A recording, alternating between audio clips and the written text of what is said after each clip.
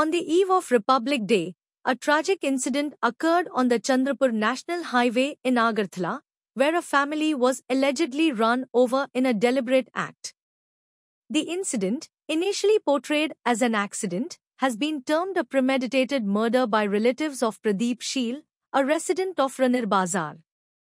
According to allegations, Momita Sheel, a third-year student at BBMC College, was killed after being struck by a vehicle on 25 January night. Pradeep Sheel remains critically injured. The family accuses the East Agartala police of shielding the accused, Mantu Dev, and demands justice for the victims.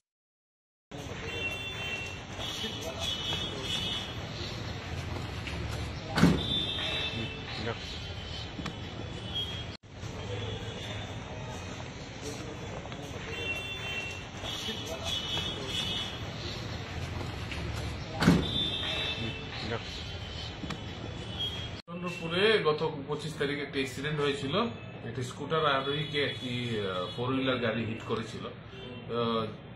এখানে একটি মেয়ে pillion rider Momita শীল, সে গুরুতরভাবে injured হয়েছিল এবং GB হাসপাতালে তার সে expire করে under treatment. তো এই গাড়িটাকে আপনার এই ঘটনাস্থল থেকে পালিয়ে গিয়েছিল, এই যে 4 হুইলার গাড়িটা। আমরা এটিকে গতকালকে রাত্রেবেলা ড্রাইভার সহ গ্রেপ্তার করতে সক্ষম হই। আজকে কোর্টে পাঠানো আজকে ওকে কোর্টে পাঠানো। কি নামটা জানা হয়েছে? একিউজ ড্রাইভারের নাম হচ্ছে, ড্রাইভার কাম ওনার হচ্ছে মন্তুষ দেব, বাড়ি জয়নগর।